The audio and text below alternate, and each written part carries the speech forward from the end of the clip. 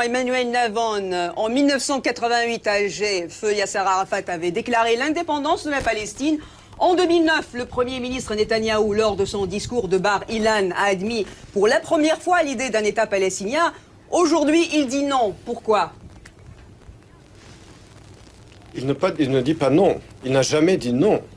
Le gouvernement israélien ne dit pas non à un État palestinien. Simplement, cet État doit être créé dans le cadre d'un accord de paix. Les Palestiniens veulent créer un État pour continuer la guerre contre Israël et cela ne passera pas. C'est la raison d'ailleurs pour laquelle le président Obama s'y oppose. Pourquoi est-ce que les Palestiniens, qui entre parenthèses s'opposent à l'indépendance du Sud-Soudan, je vous rappelle qu'il y a 2 mois, Mahmoud Abbas a envoyé une lettre au criminel de guerre qui est le président du Soudan pour lui dire qu'il s'opposait à l'indépendance du Sud-Soudan. Ouais. Mais pourquoi est-ce que les Palestiniens, lorsqu'ils étaient sous régime jordanien et égyptien entre 1949 et 1967, n'ont pas établi leur État? Lorsque vous étiez occupé par les Jordaniens et par les Égyptiens, vous ne vouliez pas établir votre État. Alors, et ces 15 dernières années, à 3 reprises, il y a eu des propositions de paix que vous avez rejetées. Donc il ne faut pas oublier pourquoi il n'y a pas d'État palestinien aujourd'hui. C'est à cause des Palestiniens eux-mêmes qui aujourd'hui veulent créer un État, non pas pour faire la paix, mais pour continuer la guerre. Emmanuel Navon, là, si en 88, vous-même, vous l'avez dit sur des radios internationales, là, le président Arafat avait symboliquement reconnu l'indépendance de la Palestine, pourquoi ça dérange aujourd'hui les Israéliens? Mais en 1988, Yasser Arafat avait déclaré l'indépendance de la Palestine sur toute la Palestine. Je vous rappelle que le nom OLP, c'est Organisation de Libération de la Palestine, pas Organisation de Libération de la Cisjordanie et de Gaza. Une organisation qui a été créée en 1964. En 1964, 3 ans avant la guerre des 6 jours. Donc que les Palestiniens cessent de nous tromper. On sait très bien quel est le but de l'OLP. C'est effectivement, comme l'avait déclaré Arafat en Mahmoud Abbas, je vous entends dire, c'est pas vrai, c'est pas vrai. Qu'est-ce que ça veut dire avant de passer à nos invités ici en studio? On va voir maintenant Emmanuel Navon. Emmanuel Navon, le Premier ministre Netanyahou a refusé d'endosser l'idée des frontières de 67 comme point de départ aux discussions sur les contours d'un État palestinien. Que propose-t-il aujourd'hui pour redémarrer? Madame, il n'y a jamais eu de frontière de 67. Et ce n'est pas de la colonisation. La terre d'Israël appartient au peuple juif. Nous ne sommes pas des colons, c'est notre pays.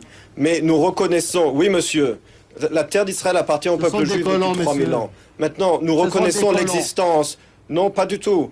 Nous sommes le peuple juif, nous sommes le peuple originaire de la terre d'Israël. Mais nous reconnaissons la réalité, nous sommes prêts à faire la paix en dépit du fait que c'est notre terre. Maintenant, vous parlez de frontières de 67. Il n'y a jamais eu de frontières de 67. C'était des lignes d'armistice de 1949, définies dans les accords de Rhodes de 1949 comme des lignes d'armistice temporaires. Oui. C'est comme ça que c'est écrit dans les accords entre Israël et la Jordanie. Et la rive occidentale du Jourdain n'a jamais été un État souverain, n'a jamais fait partie d'un État souverain.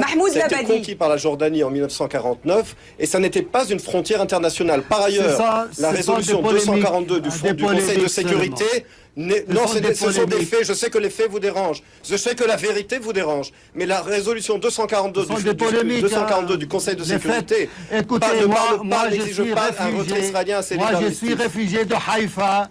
Écoutez, moi, je suis réfugié de Haïfa. Nous sommes été expulsés de la ville de Haïfa où j'étais né. Moi aussi, je suis réfugié, monsieur. Mes parents et mes grands-parents ont été expulsés de pays arabes. Vous étiez né peut-être en Pologne. Vous êtes né en Pologne, je ne sais pas quoi. Non, pas du tout. Mahmoud Labadi, messieurs, on se calme. Mes parents étaient des Marocains, ils ont été expulsés. On se calme.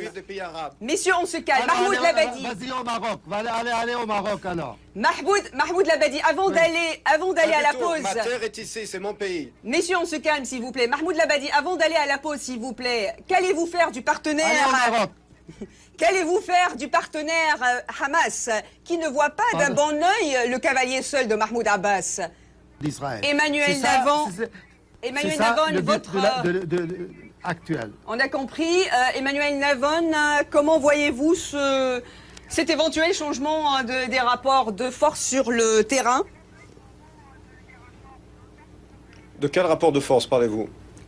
Sur le terrain, si cette demande palestinienne passe, les Palestiniens disent que ça peut changer la donne pour eux. Et sur un plan international, qu'en pensez-vous? Mais cela ne changera rien sur le terrain, puisque, encore une fois, je vous rappelle que déjà, le 15 décembre 1988, L'Assemblée générale des Nations unies a déjà reconnu l'État de Palestine proclamé par Arafat. Or, les décisions de l'Assemblée générale ne sont pas contraignantes en droit international. Il n'y a que le Conseil de sécurité qui peut accepter de nouveaux États. Mais afin d'accepter un nouvel État, encore faut-il que cet État existe.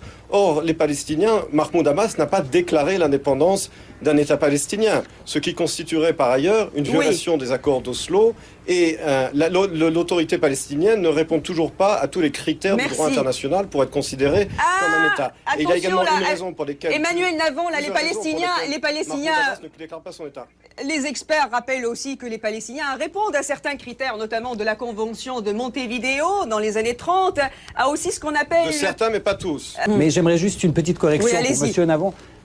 Les Juifs n'ont pas été expulsés du Maroc, monsieur. Vous pouvez vous sentir israélien. Vous êtes israélien, mais ne racontez pas, ne falsifiez pas l'histoire. Vous avez le droit en tant que... 900 000 Juifs, ont quitté de plein gré LGBT. Monsieur, je parle du Maroc. Vous parlez du Maroc. Expulsés des pays arabes. Monsieur... Israël promet aussi des mesures punitives, comme il l'a toujours fait. Qu'est-ce que cela veut dire? Et l'annulation des accords d'Oslo, on arrive à la fin de l'émission. Qu'est-ce que cela veut dire? Les Palestiniens, s'ils décident de violer un accord, eh bien cet accord n'existera plus. Les Palestiniens, lorsqu'ils ont signé les accords d'Oslo, se sont engagés à ne pas prendre de mesures unilatérales. Or, déclarer un État alors que les négociations sont toujours en cours est une violation de ces accords. Donc la position d'Israël est très claire. Vous voulez